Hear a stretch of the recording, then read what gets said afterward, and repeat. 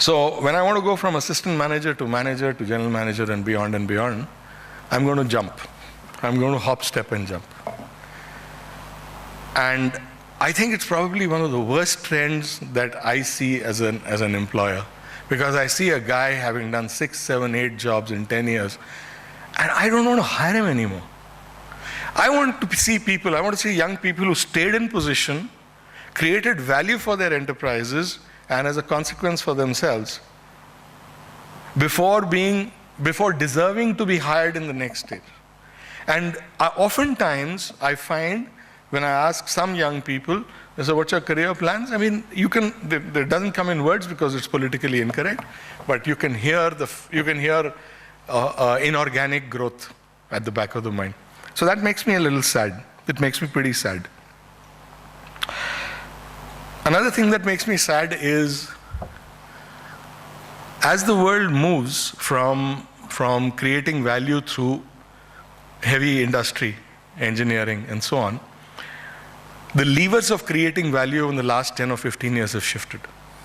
When you move towards the knowledge economy, you're really talking about those parts of the brain that haven't been touched before. You're talking about non-quantitative skills. And I wasn't kidding when I said, ouch, when so many engineering hands went up. I wish in the space of value creation, in the space of administrators for enterprises of tomorrow, we need them. There were fewer engineers, but there were far more people from the liberal arts. And I would stand here and predict today that we are going to be looking at a breed of people in the coming 10 to 20 years, not from the engineering domain.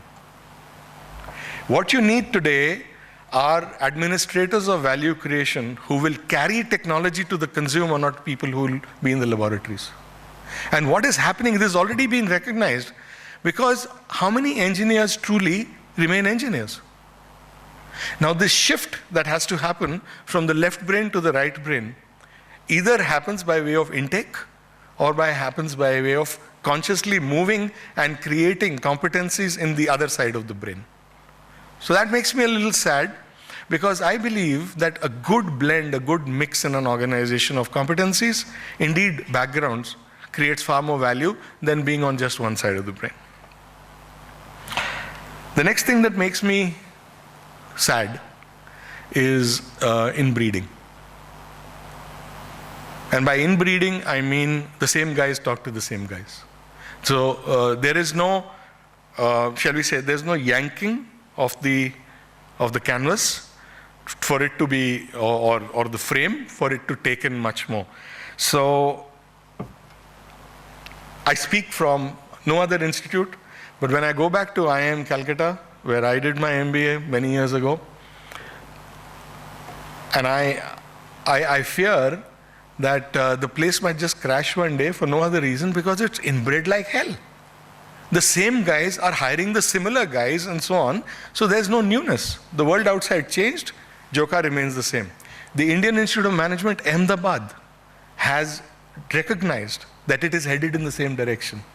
And essentially, some of our legacy institutions, the IITs and the IIMs, and I'm talking about the 5 IITs that existed then, and the 3 IIMs that existed now, IIM Bangalore, being the youngest, is probably the smartest today, whatever the pop charts might say. And at the bottom of this is inbreeding. The same documents, the same reports, the same case studies, the same yesterday is being regurgitated by the student and the academic community. And I suggest that for an enterprise like an institute like this to remain valid, this should be, inbreeding is a bad word. It's a terrible word. And something needs to be done about it. Another thing that makes me somewhat sad, this is not very sad, but somewhat sad, I would, as evidence, point out to your own brochure. Now, I just scanned it, and the lesson that came through the scan said this: if I look at automotive, diversified, I am looking at that microcosm on top of the Indian economic pyramid, right? So what makes me sad, what happens to the rest of the pyramid? Who's going to, and incidentally, that top of the pyramid, dense as it is for revenue, is only a fraction of the Indian economy. Where are we going to find the MBAs to lead the rest of the economy? Where are we going to find MBAs to lead the family managed companies, the smaller family managed companies? I'm not talking about 10, 20 crores. I'm saying 2, 3, 4,000 crore kinds of things, right? And I don't see them, I don't see them here. And what makes me sad is both students, faculty, and the thinking of our institutes is actually creating corporate warriors for that part of the pyramid. And it is rarefied. What makes me sad is that when a young person like me in this thing went to that pyramid and that microcosm, I actually didn't have much to contribute. I had to follow routines, I had to follow processes, I had to just follow, be a corporate slave in that sense. And for all the intelligence and for all the creativity at your command, that's not what you want to do. At least it was stifling till you sort of grow up and became less stifling. And it took 15, 20 years for the stifling to go away. And by that time, you're in middle age.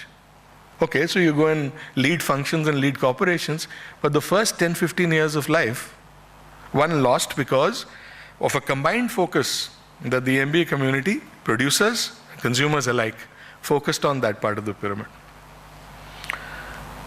It makes me sad that in some institutes, hopefully not this one, we're still learning by rote. I mean, the kind of examinations, the kind of question papers that you see are about how much you can regurgitate. It's exactly the same what you did in class 0, class 4, class 8, and indeed class 12. How much can you regurgitate? What are the measures of understanding creativity and rewarding creativity? What are the measures for understanding innovation in institutes and outside institutes? It makes me sad that the MBA community has been accused, and sometimes justifiably so, for talking in TLAs. You know what a TLA is? Yeah, it's a 3-letter acronym. And this strange language that has come by of TLAs is actually glamour by other means. Glamour, incidentally, is a bastardized version of the word grammar. It is so, I assure you. And the fact that you say things in a manner that nobody else can understand actually is glamour. What you don't understand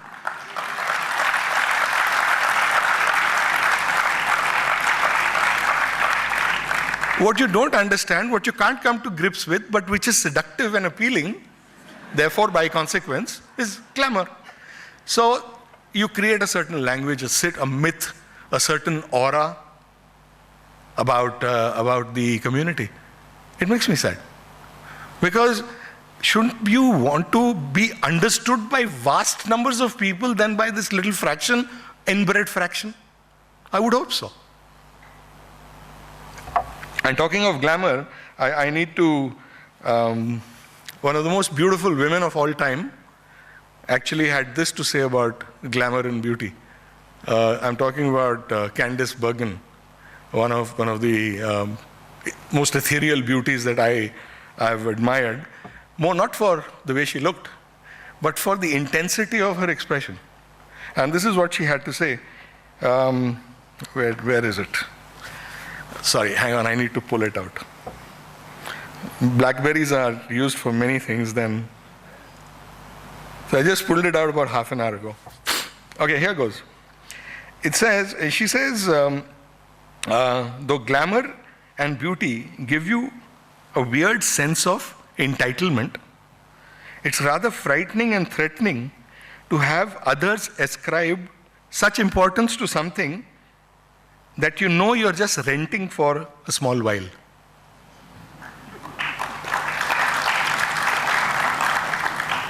And we are in the business of creating careers for, you guys in the business of creating your careers for all of the next, I would suggest, 50 years.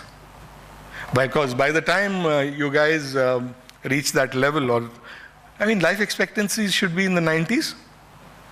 I would hope so. It has happened in my own lifetime. I mean, when you thought of somebody at the age of 58, he was a doddering old fellow, and I'm 58. I'm not a doddering old fellow. So to go back onto what makes me sad, there's this cool factor about MBAs and themselves that I feel sad about.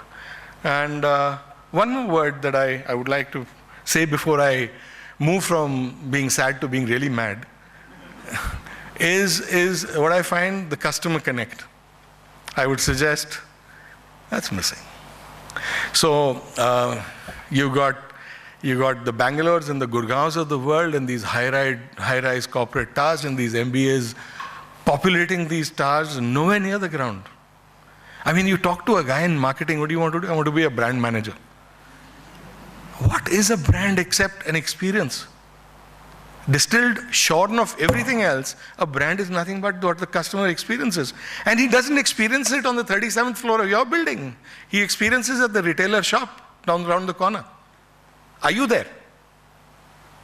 So what makes me sad is I find a lot of intake talking about, cool stuff, brand management, analytics of some weird kind. Yeah.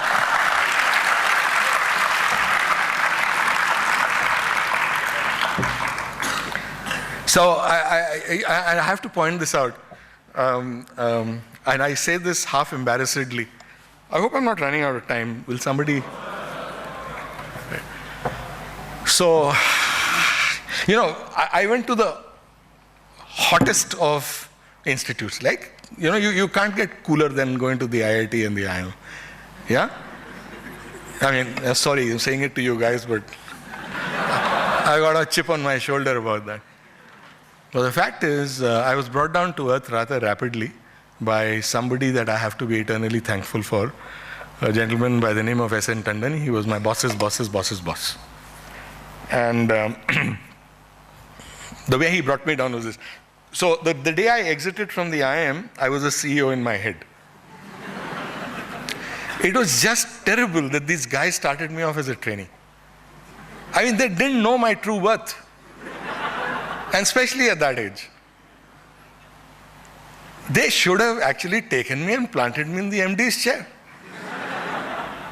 The sun shone from where.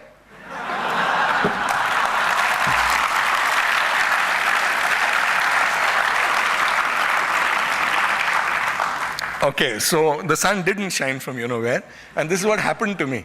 So the first day I hot-footed after completing the formalities, and you find out your navigation through that labyrinth of corridors, and you say, where's the finance chief of this company?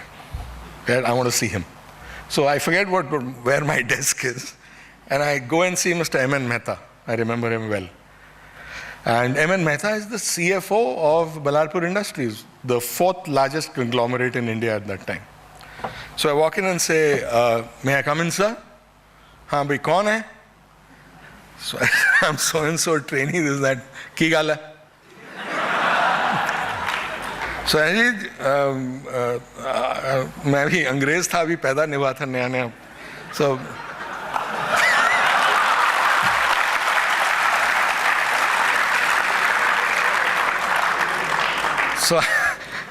hey, please don't go repeat this in action. But I said, may I have the last 10 years balance sheets, please? I was going to redesign the corporation, right?